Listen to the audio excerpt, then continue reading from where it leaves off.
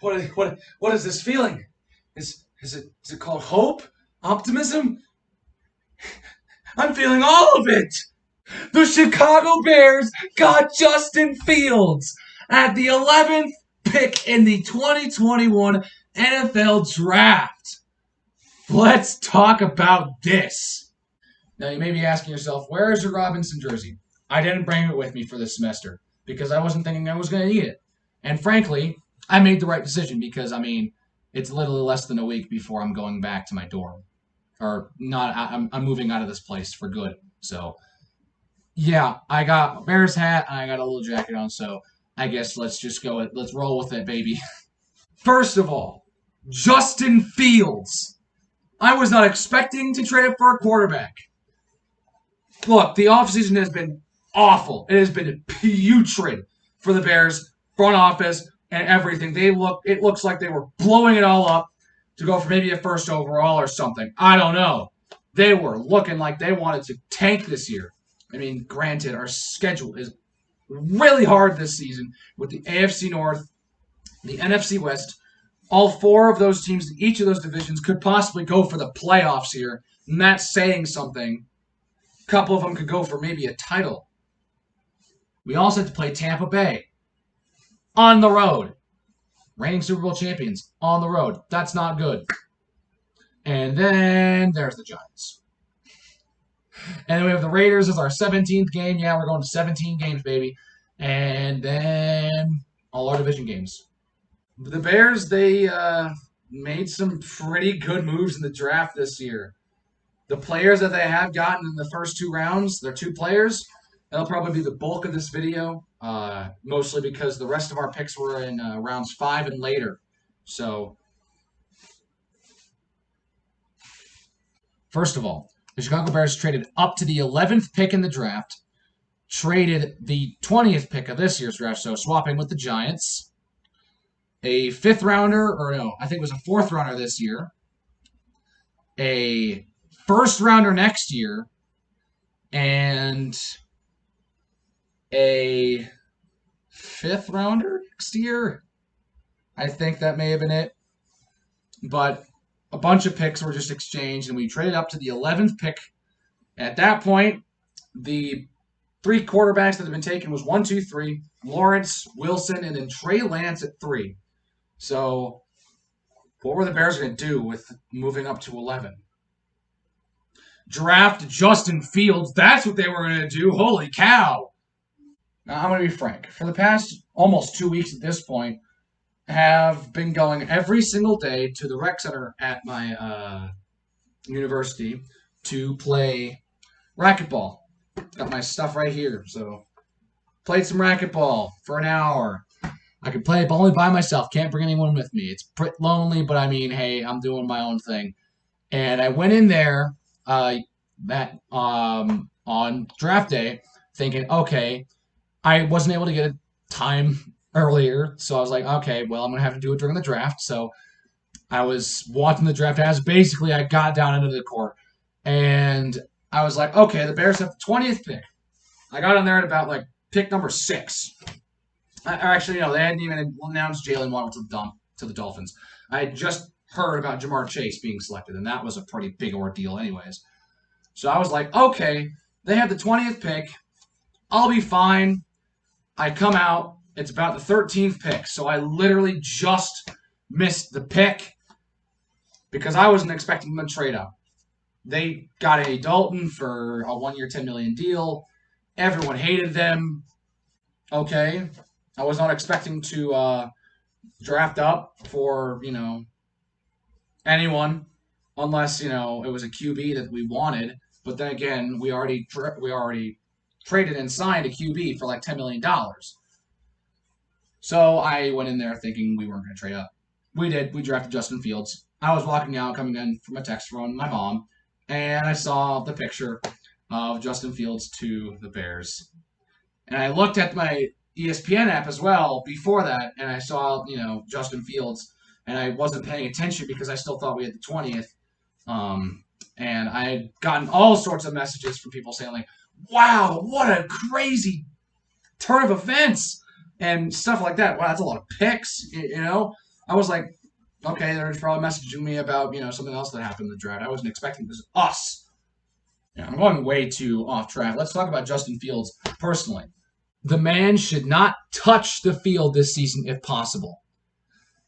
They cannot make the same mistake they did with Trubisky. But they have a better chance of not making the same mistake as they did with Trubisky. Not saying the pick itself, being Trubisky, was a mistake, because let's be real, lots of people forget that Trubisky was like top on QB charts for the 2017 draft. He was at the top of the list. All the analysts were saying Trubisky's going to be good. The problem was that the Bears developed him terribly. They threw him in a quarterback situation with Mike Glennon and Mark Sanchez. He should have been like Mahomes and been under and as a backup for about a year, which is what Mahomes was. Trubisky was a backup for 4 games. Mike Glennon struggled really, really badly in those first 4 games, outside of that game against Pittsburgh, which somehow we won that game, and they finished 13-3, and we beat them with Mike Glennon. But anyways, Trubisky came in week 5 and was basically declared the starter for the rest of the season. Struggled his first season. They threw him in a terrible, terrible quarterback situation. And then they just, I don't know what they were doing. Because Trubisky had a really good sophomore year, actually. 2018 was a fantastic year for Trubisky. I mean, we went to the playoffs. He led a fantastic game-winning drive, potentially, in the playoffs. We all know what happened there. I'm not going to say it. You can say it to yourself. You can laugh at me. Go ahead. I'll go ahead and give you a little pause. Okay. All right. So, Trubisky played pretty well his sophomore year. Struggled his next year after getting injured again against the Vikings at home. Again. So, he re-injured another, the same thing that got him taken out of week 12 and 13 of 2018. And then 2020 came around. He was benched in week 3 for Nick Foles. Comes back for 1 play against the Saints. Gets injured. He gets let go. We don't pick up his 5th-year option. Gets picked up by Buffalo. He'll be a fantastic backup in Buffalo. Mark my words. This is something me and my brother have said all the time. This is going to be a great situation for Trubisky, because he's going to go to anywhere else, and he's going to be like Ryan Tannehill, where he gets out of a bad system and he's going to start performing. The thing I'm trying to get here is we cannot do the same thing we did with Trubisky with Fields. Andy Dalton and Nick Foles. That is a solid veteran quarterback room. When you're talking about experience, Foles and Dalton are really good. You have a former Super Bowl MVP, and you have someone who has gone 8-0 in a season and 0-8. So someone who's got experience at the highs and the lows, and who's played pretty decently. Both quarterbacks played okay last year. I mean, neither of them were mind-blowing, probably below average, but, they're at the stage of their career where they're probably going to start backing up and try to be mentors. That's what Dalton and Foles need to be doing this year. They need to be mentoring Justin Fields, and Justin Fields, if at all possible, cannot touch the field at all this season. And I'm thinking maybe that's part of the reason why we got Dalton, is to have a backup in case someone like Foles blows it. Or, in this case, Dalton will be starting week 1. So in case Dalton just sucks, we have Foles we can put in instead of Fields, which personally I'm okay with. I'm kind of going into this season thinking that we're not going to be that great. Okay? We have a hard schedule, a really hard schedule. The team doesn't look really that good. We lost a couple really key pieces, including Kyle Fuller, which, thank you so much. I'm really sad about that still. Needless to say, Fields cannot develop the same way Trubisky did. He needs more time to learn and to be mentored by veteran quarterbacks such as Foles and Dalton, who are actual veterans and actual quarterbacks who have had actual success. Dalton, of course, didn't win a playoff game, but I mean, that's partially because he played for the Bengals. And Foles won a Super Bowl MVP and was already a backup and learned, that way. And, he's very streaky. Foles isn't necessarily the best player, but he's a great leader and a great mentor. Same thing with Dalton. This is why I think that quarterback room, being Dalton, Foles, and Fields, could be beneficial in the long run because we may not be good this year. But what about 2 or 3 or 4 years down the road if Fields develops properly? That's what the Bears organization is looking at right now because, gosh, does this team look like it's going to be terrible this year. Enough about Fields. That's my take on Fields. It's a very weird pick, but he should not see the field this year. As much as Bears fans want to just get good right now, patience is key. This is for you, Bears fans. Patience is key because clearly during the offseason, you had zero patience. I've seen so many comments saying how, oh, the team's garbage. Well, see you guys next year. I'm not going to be a fan this year. To after drafting Justin Fields. Oh, yeah, Ryan Pace, you're amazing. Yeah, nice pick. We're back, baby. I'm staying a fan this year. The mood swings by our fan base is just unbelievable. I'm feeling optimistic, but I'm being realistic at the same time and saying this year is not going to be good. We're not going to be good this year. Let's just go ahead and face it. We're not going to be that good this year.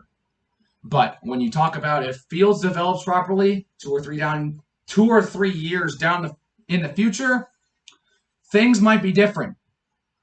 Not only because the Bears would possibly be good, but the Packers might suck. Let me explain. There is massive, massive drama between Aaron Rodgers and the Packers organization. It is really bad right now. It started out as just Aaron doesn't want to be in Green Bay anymore, to I want to retire, to hey, Green Bay, fire the GM. He is going all out on this organization, and it looks like the Aaron Rodgers era in Green Bay may just be coming to an end, and I could not be happier. I have been saying this for probably 5-6 years now. The day that Aaron Rodgers retires or leaves Green Bay will be one of the best days of my life. The amount of torture that man has put me through is unbelievable, and I just wish for it to end. And I wish that the Green Bay Packers would suffer for a good 5 or 10 years like we have. For the first time in what seems like forever, because, man, oh my gosh, they've had Favre and Rodgers back-to-back. Now I'm going to get superstitious here. Bart Starr played 16 seasons for Green Bay. Favre played 16 seasons for Green Bay. Rodgers just completed his 16th season for Green Bay, and he's looking like he wants out. I am loving this drama as I get to just sit here and watch Green Bay Packers fans start panicking about losing their Lord and Savior, Aaron Rodgers. If this is the turning point that I need in my life, I am glad that it is here. I'm glad that I covered 1 year of torture from Aaron Rodgers in a way, because it wouldn't feel the same if I didn't document some of the pain I had felt from Aaron Rodgers. Enough talk about the drama there. Let's go ahead and talk about our second round pick, which we also traded up for with Carolina. So I don't really know much about that trade. Looked like it was just a bunch of draft picks, so whatever. But we drafted Tevin Jenkins from Oklahoma State, an offensive lineman, and I have seen so many analysts praise this pick. And I agree, this pick is fantastic, especially for this team. An absolute steal. So many people thought he was going to be possibly a first rounder. Drops to 39 to us. And would you look at that?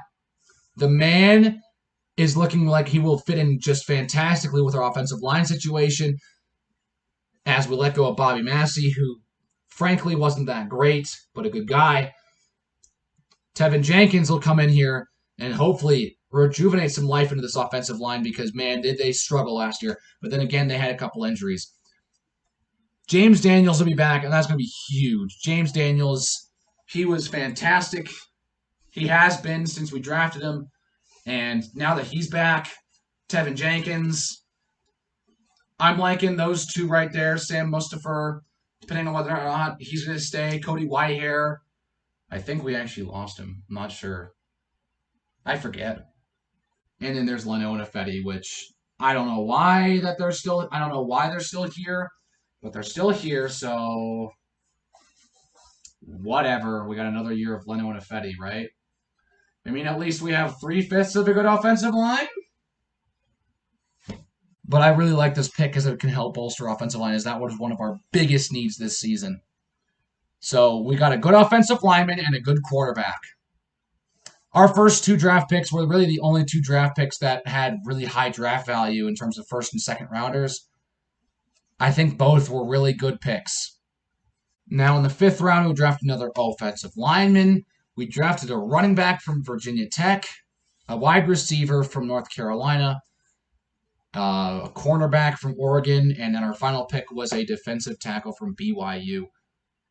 Now, I think the most intriguing pick is the wide receiver in Daz Newsome from North Carolina, as Ryan Pace has found some gems on the offensive front here in the later rounds of the draft. He found, or outside of the 1st round, let's go ahead and go with that, because he found Miller in the 2nd round, who, granted, was not good last year, had a couple good years. He found Montgomery in the 3rd round. He found Darnell Mooney in the 5th round. Found Tariq Cohen late. He's done some pretty good offensive picks here late in the draft, but he has not been able to get the star in the draft. He's found some underrated gems.